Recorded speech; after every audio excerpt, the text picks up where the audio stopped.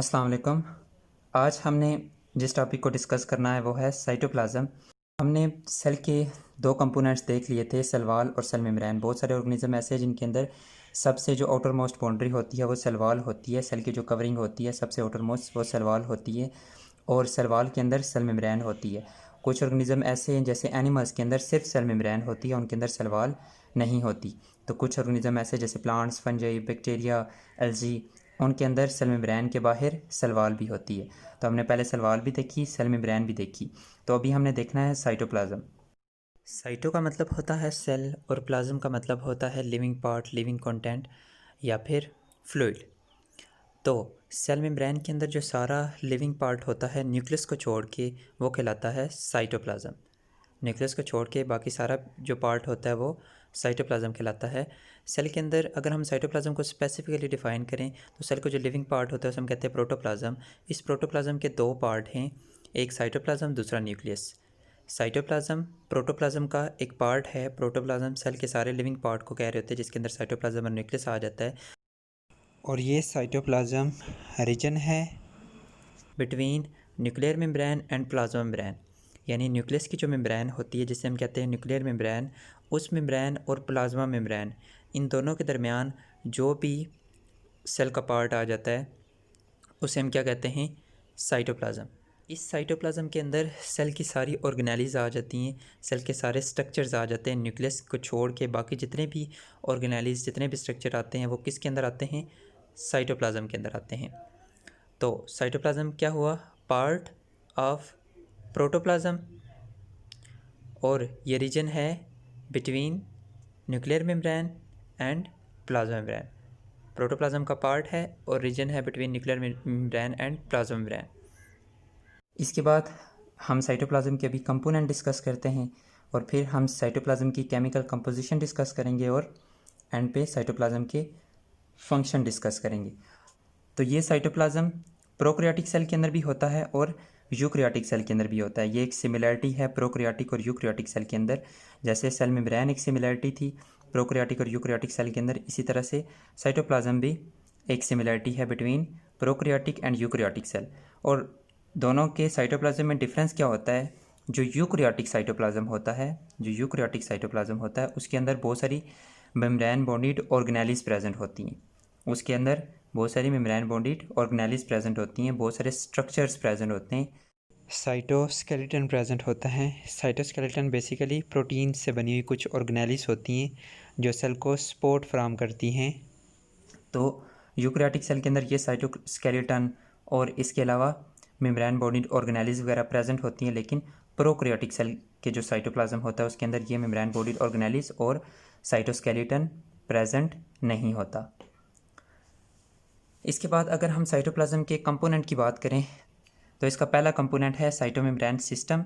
यानी इसके अंदर बहुत सारी मेम्ब्रेन बॉन्डेड ऑर्गेनेलिज प्रेजेंट होती हैं, गोल्जी अपरेटस, पैरोक्सिसोम, ग्लाइक्सिसोम, इसके बाद माइटोकॉन्ड्रिया, क्लोरोप्लास्ट, ये डिफरेंट टाइप की ऑर्गेनेलिज होती हैं। क्लोरोप्लास्ट वैसे प्लांट सेल्स के अंदर होता है।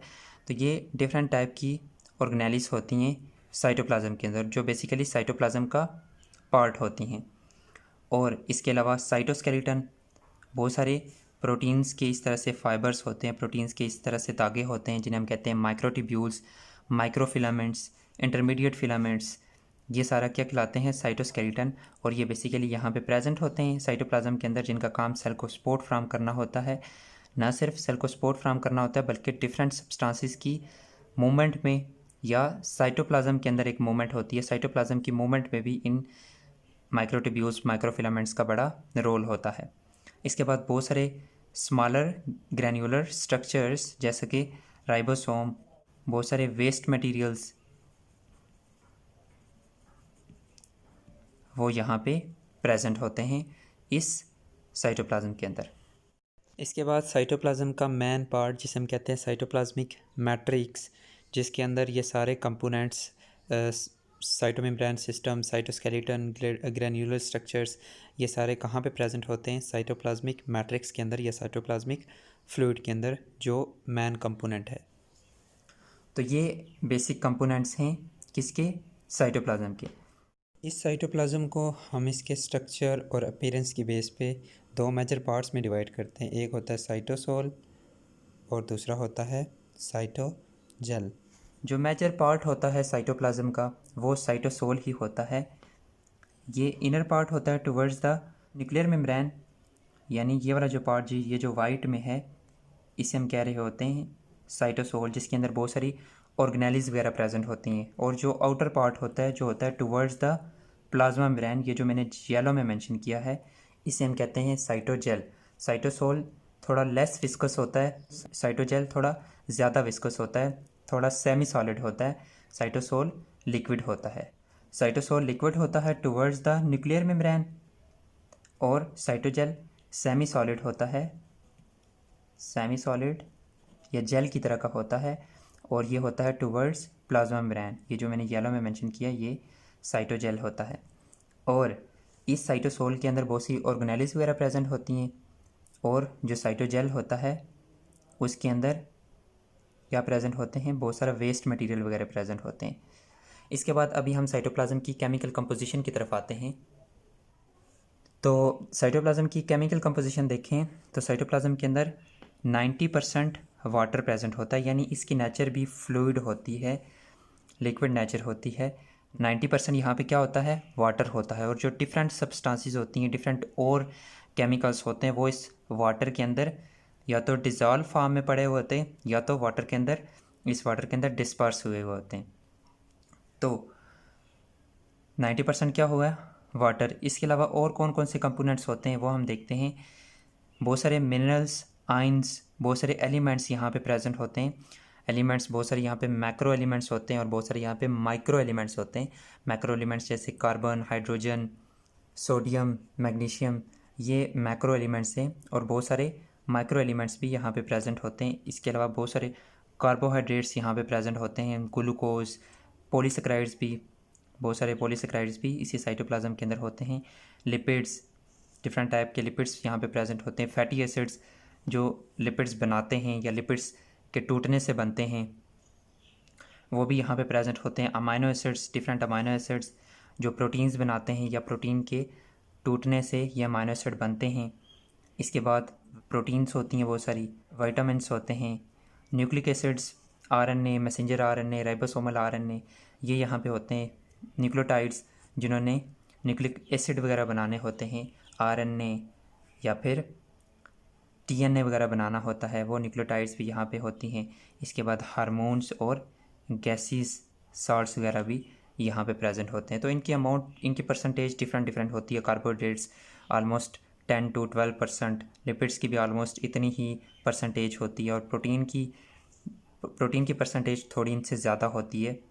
तो ये जितनी भी सब्सटेंसेस हैं, ये कुछ इनमें डिज़ोल्व फॉर्म में वाटर के अंदर प्रेजेंट होती हैं, कुछ इनमें डिस्पर्स हुई होती हैं, वाटर के अंदर डिज़ोल्व फॉर्म में नहीं प्रेजेंट होती। वो सब्सटेंसेस जो वाटर के अंदर कम्प्लीटली डिज़ोल्व हुई होती हैं वो ट्रू सोल्यूशन बनाती हैं, जैसे ग्लूकोज, बहुत सारे स्मॉलर सब्सटेंसेस, सॉल्ट्स बहुत सारे, वो यहाँ पे वाटर के अंदर डिज़ोल्व फॉर्म में पड़े हुए होते हैं, वो क्या बनाते हैं, ट्रू सोल्यूशन।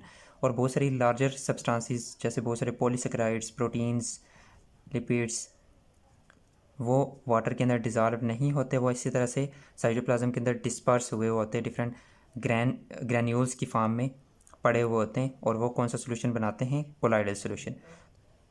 तो ये ट्रू और कोलाइडल सोल्यूशन साइटोप्लाज्म की फिजिकल नेचर के अंदर आता है। या फिर ये जो दो पार्ट हमने पीछे डिस्कस किए थे, साइटोसोल और साइटोजेल, जो आउटर वाला पार्ट होता है, बाहर वाला पार्ट होता है टुवर्ड्स द प्लाज्मा मेम्ब्रेन, जिसे हम क्या कह रहे होते हैं, साइटोजेल। और जो अंदर वाला पार्ट होता है टुवर्ड्स न्यूक्लियर मेम्ब्रेन, उसे हम कहते हैं साइटोसोल, जो लिक्विड होता है। और ये भी फिज़िकल नेचर के अंदर आते हैं, फिज़िकल कंपोजिशन के अंदर आते हैं। तो अगर केमिकल कंपोजिशन के बारे में आपसे पूछा जाए तो आपने ये बताना है, और ये ट्रू और कोलाइडल सोल्यूशन को भी डिस्कस कर देना है। अगर साइटोप्लाज्म की फ़िज़िकल नेचर के बारे में बताया जाए तो उसमें आपने true solution, colloidal solution, cytosol और साइटोजेल के बारे में थोड़ा डिस्कस करना है। इसके बाद यहाँ पे आपको पता है साइटोप्लाज्म के अंदर बहुत सारे फिलामेंट्स, माइक्रोट्यूब्यूल्स, माइक्रो फिलामेंट्स वगैरह प्रेजेंट होते हैं, बहुत सारी प्रोटीन्स प्रेजेंट होती हैं। और उन प्रोटीन्स की वजह से या उन माइक्रो फिलामेंट्स की वजह से, माइक्रो ट्यूब्यूल्स की वजह से, और ये जो कोलाइडल सॉल्यूशन के अंदर जो डिफरेंट सब्सटेंसेस होती हैं उन सब्सटेंसेस की वजह से ये साइटोप्लाज्म कंटिन्यूसली मूव कर रहा होता है, साइटोप्लाज्म कंटिन्यूसली मूव कर रहा होता है, और उस साइटोप्लाज्म की मूवमेंट को हम कहते हैं साइक्लोसिस। तो इस साइक्लोसिस की वजह से बहुत सारी सब्सटेंसेस सेल के एक पार्ट से दूसरे पार्ट की तरफ मूव कर रही होती है, या सेल के अंदर एक जगह से दूसरी जगह मूव करती हैं इसी मूवमेंट की वजह से। और अभी हम साइटोप्लाज्म के फंक्शन की तरफ आते हैं। तो सबसे पहला फंक्शन तो हो गया कि distribution of substances, distribution of different substances.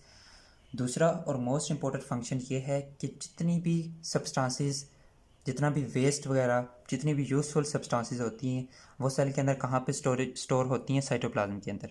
तो it is an storage house. यहाँ पे डिफरेंट सब्सटेंसेस स्टोर होती हैं, चाहे वो वेस्ट हो या फिर यूज़फुल सब्सटेंसेस हो, जैसा कि स्टार्च, बहुत सारे कार्बोहाइड्रेट्स, बहुत सारे लिपिड्स, वो यहाँ पे साइटोप्लाज्म के अंदर क्या होते हैं? स्टोर होते हैं। इसके बाद बहुत सारे मेटाबॉलिक रिएक्शंस यहाँ पे हो रहे होते हैं, जैसे कि प्रोटीन सिंथेसिस आपको पता है, ट्रांसक्रिप्शन ट्रांसलेशन एक प्रोसेस होता है जिसके ज़रिए प्रोटीन सिंथेसिस होती है, जिसमें ट्रांसक्रिप्शन तो न्यूक्लियस के अंदर ही होती है। उसके बाद जो ट्रांसलेशन का प्रोसेस होता है जिसमें प्रोटीन्स एक्चुअल में बनाई जाती हैं मैसेंजर आरएनए से, तो वो साइटोप्लाज्म के अंदर होता है। तो वो प्रोटीन सिंथेसिस साइटोप्लाज्म के अंदर होती है। ग्लाइकोलाइसिस, जिसमें ग्लूकोज टूटता है, ग्लूकोज टूट के पायरुविक एसिड बनाता है और फिर उसको पायरुविक एसिड से फर्दर एनर्जी वगैरह मिलती है। तो ये जो हमारी रिस्पायरेशन होती है, सेलुलर रिस्पायरेशन होती है, उसका फर्स्ट स्टेप है। और ये कहाँ पे हो रहा होता है? साइटोप्लाज्म के अंदर। इसके बाद ग्लाइकोजिनोलाइसिस, जिसमें ग्लाइकोजिन टूटता है ग्लूकोज में, ये भी साइटोप्लाज्म के अंदर हो रहा होता है। इसके बाद gluconeogenesis basically synthesis of glucose from non carbohydrate sources को कहते हैं, यानी नॉन कार्बोहाइड्रेट से क्या बनना? ग्लूकोज वगैरह का बनना। और वो नॉन कार्बोहाइड्रेट्स कौन से हो सकते हैं? प्रोटीन्स, फैटी एसिड से, प्रोटीन्स वगैरह से क्या बनना? ग्लूकोज वगैरह बनना। तो उसे हम कहते हैं ग्लूकेनियोजेनेसिस। इसके बाद यहाँ पे साइटोप्लाज्म चूँकि मूव कर रहा होता है, स्ट्रीमिंग मूवमेंट उसे हम कहते हैं। उस स्ट्रीमिंग मूवमेंट की वजह से क्या होता है? डिफरेंट सब्सटेंसेस की डिस्ट्रीब्यूशन होती है सेल के अंदर, सेल के डिफरेंट पार्ट्स को। इसके बाद इसका मेन काम सपोर्ट का भी होता है। यहाँ पे बहुत सारी फिलामेंट्स प्रेजेंट होते हैं, साइटोस्केलेटन प्रेजेंट होता है, माइक्रोट्यूब्यूल्स, माइक्रोफिलामेंट्स, इंटरमीडिएट फिलामेंट्स, और जिनका काम किस में होता है? ना सिर्फ सपोर्ट में होता है बल्कि सेल डिवीजन में भी इनका बड़ा इंपॉर्टेंट रोल होता है। और इसके बाद यहाँ पे बहुत सारी ऑर्गेनेलीज प्रेजेंट होती हैं साइटोप्लाज्म के अंदर। ऑर्गेनेलीज का एक प्लेस है, ऑर्गेनेलीज यहाँ पे प्रेजेंट होती है, different organelles, membrane body organelles. और इसके बाद बहुत सारी सेलुलर एक्टिविटीज़ इस साइटोप्लाज्म के अंदर हो रही होती। तो ये हमने देखा साइटोप्लाज्म की केमिकल नेचर, साइटोप्लाज्म की फिजिकल नेचर, इसके बाद साइटोप्लाज्म के फंक्शन, और साइटोसोल और साइटोजेल में हमने थोड़ा डिफरेंस देखा, साइटोप्लाज्म के कंपोनेंट्स देखे, और हमने थोड़ा बहुत साइटोप्लाज्म के स्ट्रक्चर को डिस्कस किया। तो इसके बाद अगले लेक्चर में हम एंडोप्लाज्मिक रेटिकुलम को डिटेल से डिस्कस करेंगे।